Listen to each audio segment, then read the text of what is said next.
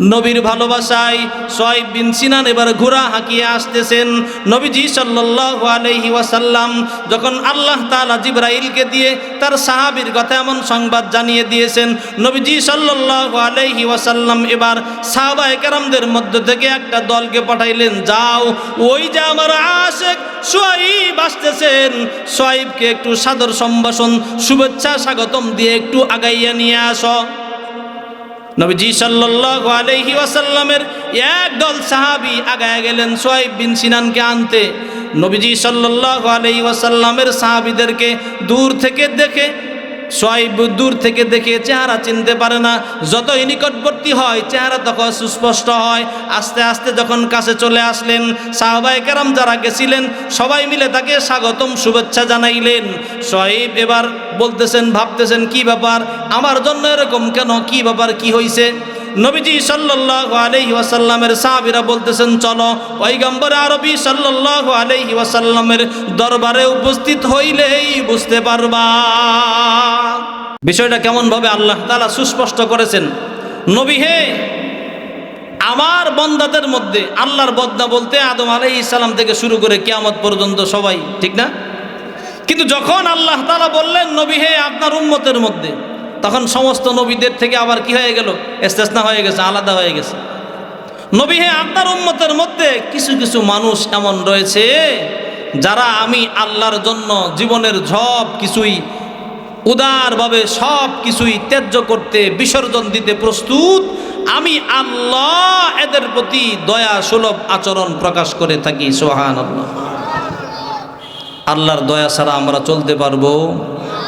1 বছর, 1 মাস, 1 সপ্তাহ, 1 দিন, 1 ঘন্টা, 1 মিনিট পারবো?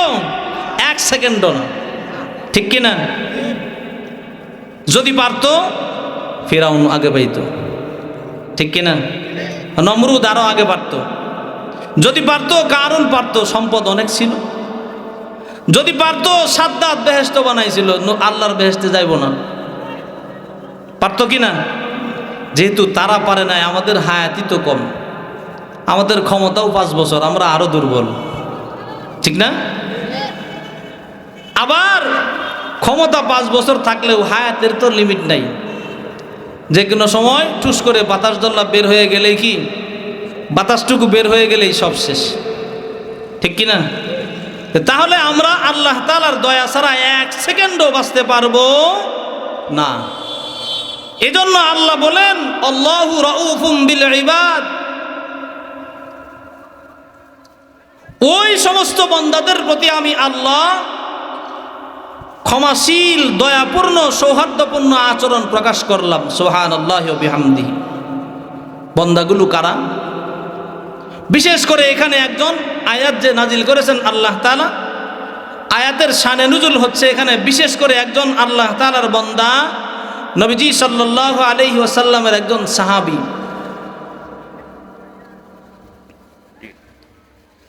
মুহাম্মদুর রাসূলুল্লাহ সাল্লাল্লাহু আলাইহি ওয়াসাল্লাম মক্কাতুল মুআজ্জামায় যখন দ্বীনের দাওয়াত দেওয়া শুরু করলেন, কিছু কিছু মানুষ দ্বীনের দাওয়াত কবুল করলেও এক শ্রেণীর মানুষ নবীজি সাল্লাল্লাহু আলাইহি ওয়াসাল্লামের দাওয়াত কবুল তো করলেনই না, বরং নবীজি সাল্লাল্লাহু আলাইহি ওয়াসাল্লামকে বিভিন্নভাবে নির্যাতন করতে লাগলেন। শুধু নবীজি সাল্লাল্লাহু আলাইহি ওয়াসাল্লামই নয়, নবীজি সাল্লাল্লাহু আলাইহি ওয়াসাল্লামের প্রখ্যাত সাহাবী নবী আলাইহিস সালামের একজন ঘনিষ্ঠ বন্ধু হযরতে আবু বকর রাদিয়াল্লাহু আনহু ইসলাম কবুল করার কারণে একদিন আবু বকর রাদিয়াল্লাহু আনহুকে রাস্তার মধ্যে মারতেছে।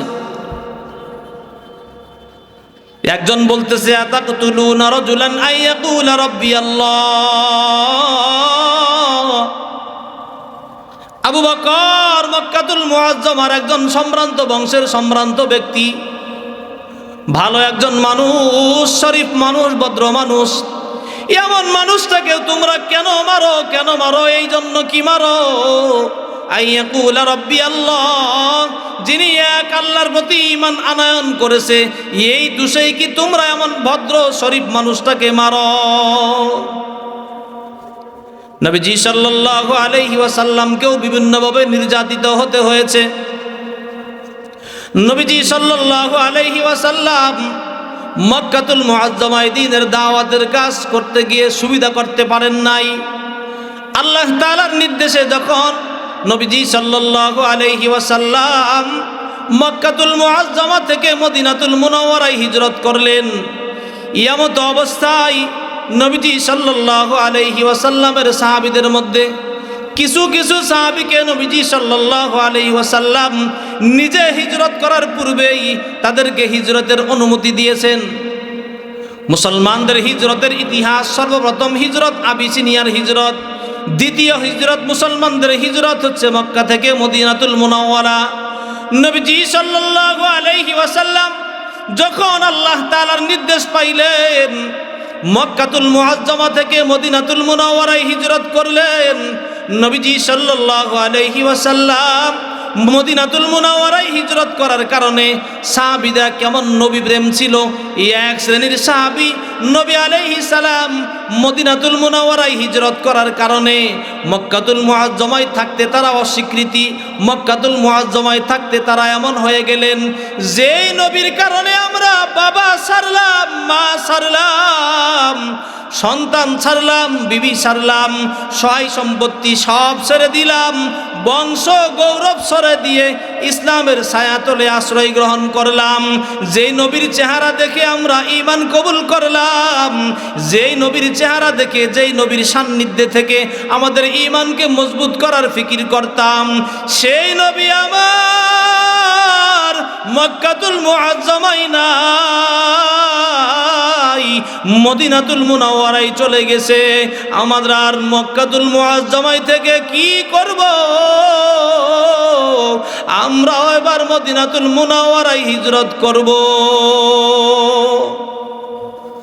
সাহাবীদের এমন অবস্থা, সাহাবীরা আর কেউ স্থির থাকতে পারতেছে না। কেউ জানে হিজরত করছে, আবার কেউ কেউ জানেও না। এমত অবস্থায় সাহাবীরা অনেকেই পাগল পারা, থাকতে পারে না। নবী আমাদেরকে মক্কাতুল মুআজ্জামায় রেখে মদিনায় চলে গেছেন। যেই নবীর চেহারা দেখলে আমরা আমাদের কষ্টের কথা ভুলে যাই। অনেক সাহাবী এমন ছিল, গরিব ছিল, ক্ষুধার যন্ত্রণায় বুখা থাকতো, একদিন, 2 দিন, 3 দিন পর্যন্ত না খেয়েও থাকতো। এমন সাহাবী ক্ষুধার যন্ত্রণা যখন সহ্য করতে না পারতো, পয়গম্বর আরবি সাল্লাল্লাহু আলাইহি ওয়াসাল্লামের সামনে গিয়ে উপস্থিত হয়ে যাইতো। আমার আপনার নবীর চেহারার দিকে তাকাইয়া তাকাইয়া ক্ষুধার যন্ত্রণা ভুলে যাইতো। লিল্লাহে তাকবীর। ও মুসলমান, তারাও নবীর উম্মত, আমরাও তো নবীর উম্মত। কেমন নবীর উম্মত হইলা? তোমার সামনে, আমার সামনে নবীর সুন্নতকে টিপ্পনি কাটে, তিরস্কার করে, নবীর মান সম্মান লইয়া খাটো করে কথা বলে, নবীর মান সম্মানকে হেয় করে কথা বলে। তুমিও নবীর উম্মত, আমিও নবীর উম্মত, তারাও ছিল নবীর উম্মত। যারা নবীজির সাল্লাল্লাহু আলাইহি ওয়াসাল্লামের শরীরের মধ্যে একটা কাঁটা বিঁধবে সহ্য করতে পারতো না। আল্লাহর নবীর এক সাহাবী উহুদের ময়দানে এক কাফেরকে হত্যা করেছেন। এই কাফেরকে হত্যা করার কারণে কাফেরের সন্তানেরা উৎপেতে আসে। আল্লাহর নবীর এই সাহাবীকে কখন পাওয়া যায় তার পিতৃ হত্যার প্রতিশোধ নিবে। এই জন্য আল্লাহর নবীর সাহাবী সকালবেলা ফজরের নামাজ আদায়ের জন্য একটু একটু আফসা আফসা অন্ধকার, আফসা আফসা আলোর মধ্যে ফজরের নামাজ আদায় করার জন্য মসজিদের দিকে যায়। ওই কাফেরের সন্তান উট পেতে বসে থেকে আল্লাহর নবীর সাহাবীকে এবার আক্রমণ করে আটক করে ফেলছেন, ধরে নিয়ে বাড়িতে চলে গেছেন। তাকে বিভিন্নভাবে শাস্তি দিতেছেন আর বলতেছেন, বল তুই কি জন্য আমার বাবাকে হত্যা করেছিলি? আল্লাহর নবীর সাহাবী বলেন, আমি আল্লাহর জমিনে আল্লাহর দ্বীন প্রতিষ্ঠার জন্য আমার নবীর দুশমনকে আমি খতম করেছিলাম। এবার কাফেরের সন্তান বলে, তুই আমার বাবাকে হত্যা করেছিলি, এই জন্য আমি এবার তোকে হত্যা করব। তবে একটা শর্ত, আমি তোকে ছেড়ে দিতে পারি। যেই নবীর মোহাব্বতে তুই আমার পিতাকে হত্যা করেছিলি, যদি তুই এমন সন্ধান আমাকে দিস কোন সময় কিভাবে তোর নবীকে আটক করে এই পর্যন্ত আনা যায়, এমন সন্ধান দিলে আমি তোকে ছেড়ে দিব। আল্লাহর নবীর সাহাবী চিৎকার করে ডাক দিয়ে বলেন, ও কাফের বেঈমান, তুই আমার নবীকে আমার বদলা হত্যা করবি আর আমাকে ছেড়ে দিবি, এমন জীবন আমি চাই না। এমন কি আমার নবীর গায়ে একটা কাঁটা বিঁধবে, বদৌলতে আমি বেঁচে থাকবো, এটাও মেনে নিতে পারবো না। নবীজি সাল্লাল্লাহু আলাইহি ওয়াসাল্লামের সাহাবীদের অবস্থা এমন ছিল, সাহাবীরা যখন ক্ষুধার্ত হয়ে যাইত, ক্ষুধার যন্ত্রণায় ছটফট করত, নবী আলাইহিস সালামের চেহারা দেখে দেখে নিজেদের ক্ষুধার কথা ভুলে যাইত। ওই সাহাবী যখন তাদের সামনে নবীজি নাই, নবীর শূন্যতা তারা মানতে পারতেছেন না, সহ্য করতে পারতেছেন না, সকলেই পাগলের মতো হয়ে গেলেন। যেই নবীকে দেখে ঈমান আনলাম, মৌত পর্যন্ত নবীর সামনে থেকে ঈমানকে তাজা রাখবো, আর ঈমান তাজা রেখে যদি দুনিয়া থেকে বিদায় নিতে পারি, নবী আলাইহিস সালাতু ওয়াস সালাম বলেন, আদনা সে আদনা ঈমান হলো একটা মানুষ যদি ঈমান নিয়ে দুনিয়া থেকে বিদায় নিতে পারে, আর সে আজিমের মালিক আল্লাহ ওই ব্যক্তির জন্য এমন 10 দুনিয়ার সমান একটা ছোট্ট জান্নাত দিবে।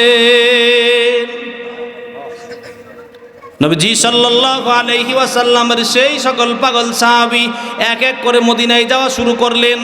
এর মধ্যে একজন সাহাবী নাম হচ্ছে সুয়াইব বিন সিনান। কি নাম? শুনেন, শিখেন, এসব সাহাবীর নাম সুয়াইব বিন সিনান। সুদূর রোম দেশ থেকে আগমন করেছিলেন, নবী আলাইহিস সালামের কাছে ঈমান কবুল করে মুসলমান হয়েছিলেন। পয়গম্বর আরবি সাল্লাল্লাহু আলাইহি ওয়াসাল্লামের কাছে ঈমান কবুল করে ঈমানদার হয়েছিলেন। কেমন ঈমানদার হয়েছিলেন? নবী মক্কায় নাই, মক্কায় থাকতে তিনি অস্থির। মক্কা থেকে মদিনায় হিজরত করবেন প্রস্তুতি গ্রহণ করেছেন। কাফের মুশরিকরা শুনে ফেলছে। আমাদের মুসলমানরাও যখন গোপনে কোনো কাজ করে, দেখবেন যত গোপনেই করুক, আমাদের মুসলমানরা যখন কোনো কাজ করে যত গোপনেই করুক, দেখবেন ইহুদি খ্রিস্টান বেঈমানেরা কেমনে যেন শুনে ফেলে, ঠিক না? মক্কাতুল মুআজ্জামা থেকে মদিনাতুল মুনাওয়ারায় হিজরত করবেন প্রস্তুতি নিলেন। এমত অবস্থায় সুয়াইব বিন সিনান রুমি রাদিয়াল্লাহু আনহু নিজের ঘোড়ার উপর সওয়ার হইছেন, কাঁধের ভিতরে কতগুলো তীর নিছেন, কোমরের ভিতরে কুশবদ্ধ তরবারিও নিয়েছেন। সুয়াইব বিন সিনান সজ্জিত হয়ে সাথে কিছু খাবারও নিছেন। সজ্জিত হয়ে যখন রওনা করবেন, বাড়ির থেকে বের হইছেন, বাড়ির আঙ্গিনায় কাফেরেরা কয়েকজন সংঘবদ্ধ হয়ে সুয়াইব বিন সিনান রুমি রাদিয়াল্লাহু আনহুর গতিরোধ করে সকলেই দাঁড়িয়ে গিয়েছেন। ডাক দিয়ে বলেন, সুয়াইব বিন সিনান, সুদূর রোম দেশ থেকে তুমি আগমন করছিলা, আমরা তোমাকে বাধা দেই নাই। মুহাম্মদের দিন কবুল করেছিলা, আমরা তোমাকে বাধা দেই নাই। দীর্ঘদিন তুমি মক্কায় বসবাস করেছো, আমরা কখনো তোমার পথ রোধ করি নাই। এমনকি তুমি সম্পদের মালিক হয়েছো, আমরা কখনো কোনো কর্ণপাত করি নাই, তোমাকে কোনো ডিস্টার্ব করি নাই। সুয়াইব, এবার তুমি মক্কা থেকে মদিনায় যাবা। এই মক্কা থেকে মদিনায় যাবা, সাধারণভাবে আমরা তোমাকে যাইতে দিতে পারবো না। সুয়াইব বিন সিনান ডাক দিয়ে বলেন, ও মক্কার কুফারেরা শোনো, তোমরা ভালো করেই জানো আমি সুয়াইব নবীজি সাল্লাল্লাহু আলাইহি ওয়াসাল্লামের সাহাবীদের মধ্যে যত যুদ্ধের তীরন্দাজ সাহাবী রয়েছে, আমি সুয়াইব তীরন্দাজদের মধ্যে একজন অন্যতম তীরন্দাজ। যতক্ষণ আমার তুনির ভিতরে তীর রয়েছে, ততক্ষণ একজনও আমার কাছে ভিড়তে পারবা না। আর তোমরা ভালো করেই জানো আমি সুয়াইব যদি একবার তীর নিক্ষেপ করি, আমার তীর কখনো লক্ষ্যভ্রষ্ট হয় না। সুতরাং তোমার বিবি বিধবা হবে, তোমাদের সন্তানগুলো এতিম হবে, এটা আমি সুয়াইব চাই না। যতক্ষণ আমার তুনির ভিতরে তীর রয়েছে, আমি তীর দ্বারা মোকাবেলা করব।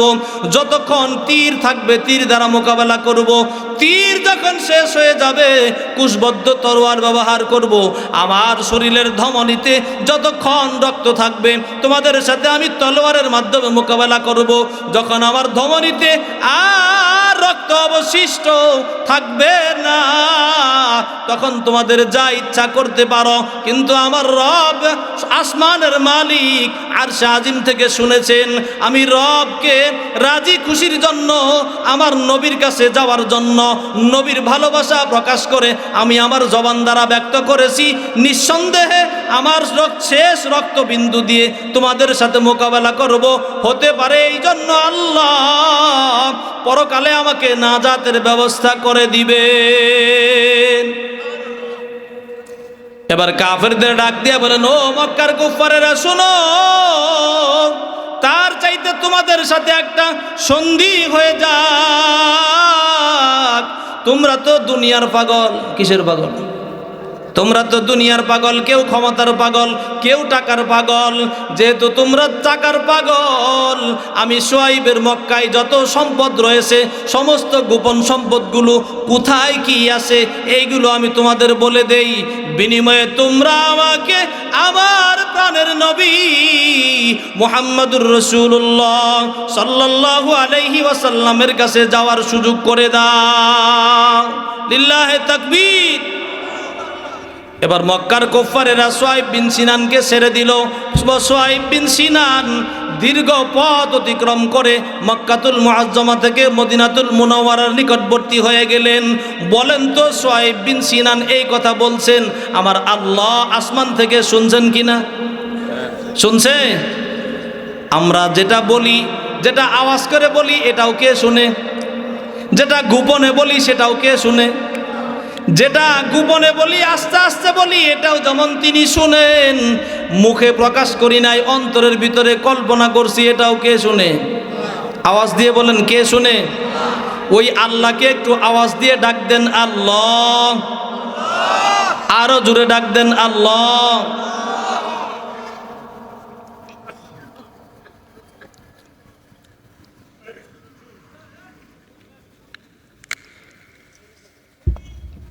সুহাইব বিন সিনান এই যে কাফেরদের মোকাবেলায় যে কথা বলেছিলেন, তোমরা আমার সহায় সম্পত্তি সব নিয়ে নাও, বিনিময়ে আমাকে মদিনাতুল মুনাওয়ারায় যাওয়ার সুযোগ করে দাও। বলেন তো এই কথাটা আল্লাহ শুনছেন কিনা? আল্লাহ তাআলা আরশে আজিম থেকে কথাটা শুনে পয়গম্বর আরবি সাল্লাল্লাহু আলাইহি ওয়াসাল্লামের কাছে জিবরাইল পাঠাইয়া দিলেন। বলেন সুবহানাল্লাহ। পয়গম্বর আরবি সাল্লাল্লাহু আলাইহি ওয়াসাল্লামের কাছে জিবরাইল আলাইহিস সালাম এসে উপস্থিত। নবী আলাইহিস সালামকে ডাক দিয়ে বলেন, ও পয়গম্বর, ওই তো আসতেছে আপনার একজন আশিক, যিনি কাফেরদের মোকাবেলায় যেমন ভাবে নিজের জান বাজি রেখে কথা বলছেন, যুদ্ধের ঘোষণা আগে দিছে, এরপরে নিজের সহায় সম্পত্তি সব কিছু আপনার ভালোবাসায় উজাড় করে দিয়ে রবের সন্তুষ্টি পাওয়ার জন্য কাফেরদের মোকাবেলা করে দুনিয়ার সহায় সম্পত্তি সব ছেড়ে দিয়ে আপনার জন্য পাগল হয়ে ছুটে আসতেছে।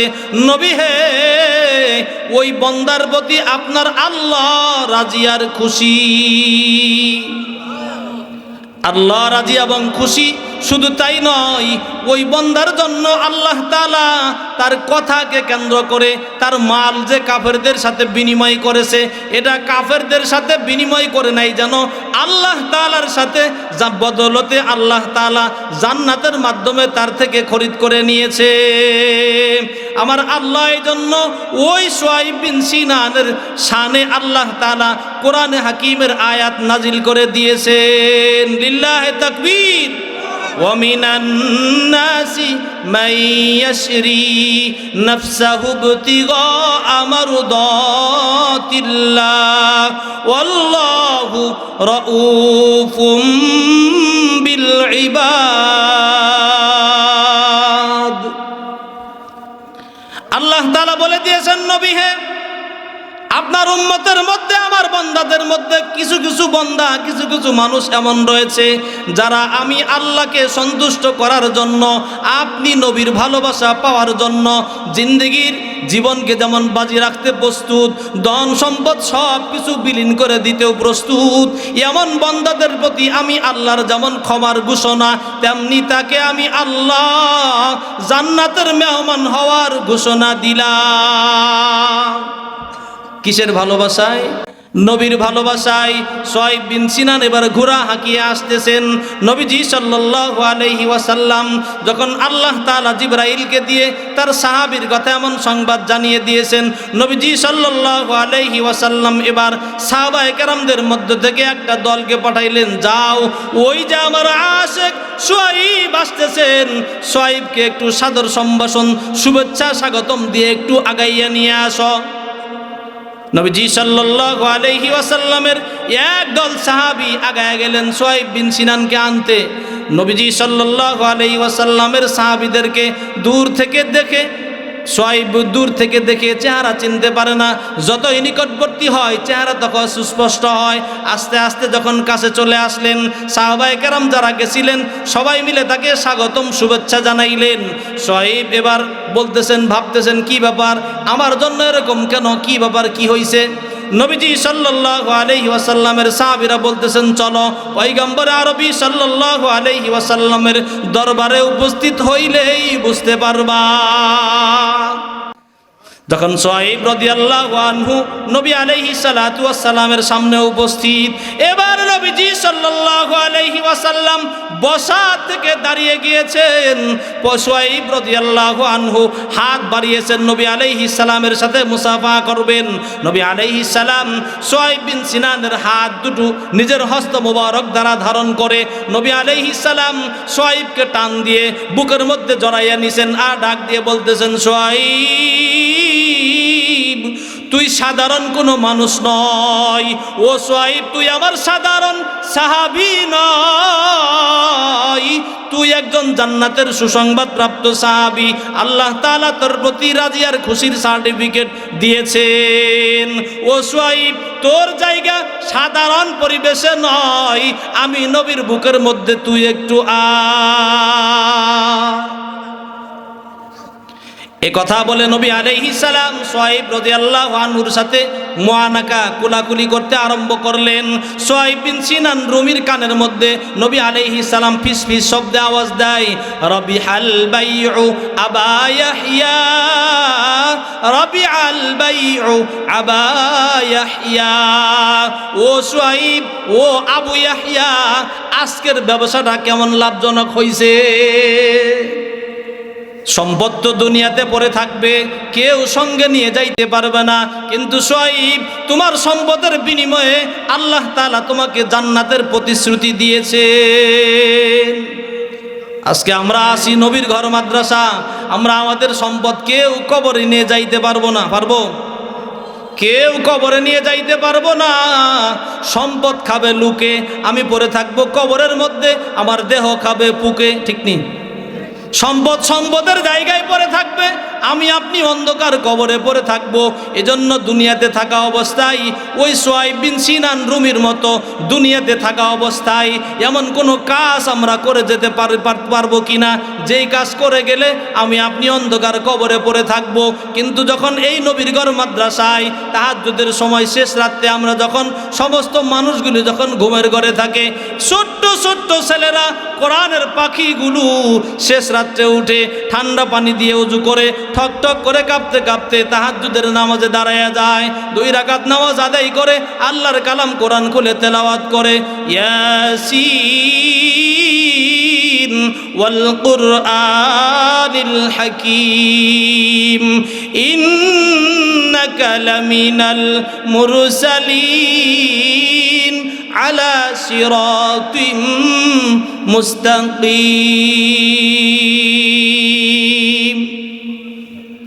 যখন এই রাত্রিতে, শেষ রাত্রিতে, গভীর রজনীতে এই সন্তানগুলো কোরআনে কারিমের তেলাওয়াত করবে, আজকে যদি আমি এই মাদ্রাসায় কিছু দান করে একটা অংশের ভাগিদার হয়ে যাই, ওই সন্তান ওই জায়গায় ওই ইটের মধ্যে বসে, ওই সিমেন্টের ঢালাইয়ের মধ্যে বসে, ওই কার্পেটের মধ্যে বসে, ওই ফ্যানের নিচে বসে, ওই বাতির নিচে বসে কোরআনের কারিমের তেলাওয়াত করবে গো। আমি আপনি ওই অন্ধকার কবরে বসে বসে যদি কোনো জিন্দিগির গুনার কারণে আযাবের ফেরেশতা ফেরেশতার হাতে গ্রেফতার হয়ে যায়।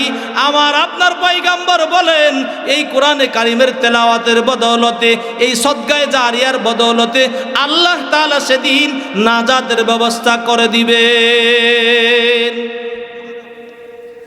নবীজি সাল্লাল্লাহু আলাইহি ওয়াসাল্লাম বলেন, মানুষ যখন মৃত্যুবরণ করে, ইদা মাতাল ইনসান ইনকাতা আমালু, মানুষ যখন মৃত্যুবরণ করে মানুষের সব আমলের দরজা বন্ধ হয়ে যায়, ইল্লা মিন সালাস, তিনটা ব্যতীত। কয়টা? সব আমলের দরজা বন্ধ হয়ে যায় তিনটা ব্যতীত। কয়টা? তিনটা। এর মধ্যে একটা মিন ইলমিন নাফিআন, এমন বিদ্যা যেটা উপকারী। কি উপকার? আমি বিদ্যা অর্জন করেছিলাম, পরবর্তী প্রজন্মের জন্য এই বিদ্যার শিক্ষা মানুষকে শিখিয়ে গিয়েছিলাম, যেই শিক্ষা দ্বারা মানুষ উপকৃত হয়, এমন বিদ্যা যদি আমি অর্জন করে থাকি, মানুষের ভিতরে ছড়াইয়া থাকি, আমি যখন অন্ধকার কবরে থাকবো এর সব কবরে বসে পাবো। মিন সাদাকাতিন জারিয়া, সদকায়ে জারিয়া, যেটার কাজ ব্যবহার মানুষের কাছে চলতেই থাকবে, প্রবাহমান থাকবে, এমন সদকার সব অন্ধকার কবরে বসে বসে পাবো। আওয়ালাদান সলিহান ইয়াদউ লাহু, নবী আলাইহিস সালাতু ওয়াস সালাম বলেন, এমন নেককার সন্তান দুনিয়াতে রেখে যাওয়া, যেই সন্তান আমি যখন কবরে থাকব আমার আপনার গুনাহ মাফের জন্য আল্লাহ তাআলার কাছে দোয়া করবে, রব্বির হামহুমা কামা রব্বায়ানি সগীরা। ও আল্লাহ, আমার দুই আদর করনেওয়ালা, রহম করনেওয়ালার প্রতি তেমন দয়া করো যেমন তারা দুনিয়াতে আমার প্রতি দয়া করেছিল। আল্লাহ, আজকে তাদের প্রতি তুমিও তেমন দয়া করো। এই তিনজনের নেক আমল ব্যতীত আর কোনো নেক আমল কারো জন্য জারি থাকবে না। এই সদকায়ে জারিয়ার মধ্যে একটা উল্লেখযোগ্য সদকায়ে জারিয়া, দ্বীনি ইলম শিক্ষা করার জন্য। সদকায়ে জারিয়া রাস্তা মেরামত করলেও হয়, কালভার্ট ব্রিজ নির্মাণ করলেও হয়, কিন্তু ওটার মধ্যে উত্তম হচ্ছে কি, যেখানে দ্বীন শিক্ষা হয়, দ্বীনের প্রচার প্রসার হয়, ঠিক কিনা? একজন মানুষ রাস্তা দিয়ে যায়, সাধারণ মানুষের যাওয়া আর একজন উলামায়ে কেরামের যাওয়া এক হয় নাকি? সাধারণ মানুষ যখন যায়, রাস্তা দিয়ে যায়, তখন গান করে, সাদের লাউ বানাইছে মোরে বৈরাগী। আর যখন উলামায়ে কেরাম যায়, চোখটা নিচের দিকে যায়, আল্লাহ তাআলার কুদরত, জমিনের চিজ আসবাব গাছপালা দেখে আর বলে সুবহানাল্লাহ, কি সুন্দর ফুল। রাস্তার পাশে কবর দেখে আর বলে আসসালামু আলাইকুম ইয়া আহলাল কুবুর, ঠিক কিনা? আর সাধারণ ছেলে মেয়ে যখন যায়, রাস্তা দিয়ে যায়, আসার পথে শুনলাম গান গাইতেছে, মুর্শিদ আহারে আফসোস। তাহলে রাস্তা দিয়ে গেল, মানুষ হাঁটলো, উপকার হইল, ও হাঁটলো, এই উপকার হইল। কিন্তু একজন দ্বীনের রাহবার, দ্বীনের উলামায়ে কেরাম যদি হাঁটেন, উপকারটা কি? যেই রাস্তা দিয়ে উলামায়ে কেরাম হাঁটেন, ওই রাস্তা দিয়ে শয়তান যায় না। কে যায় না?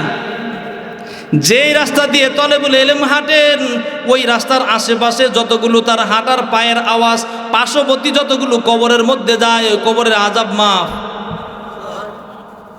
এমন ছেলেগুলো আপনাদের এলাকায় বসবাস করবে, পড়ালেখা করবে, যতদূর পর্যন্ত কোরআনে কারিমের আওয়াজ, তেলাওয়াতের আওয়াজ যাবে, ততদূর পর্যন্ত কবরের মধ্যে আযাব হবে না। এই জন্য এই মাদ্রাসা দরকার আছে কিনা?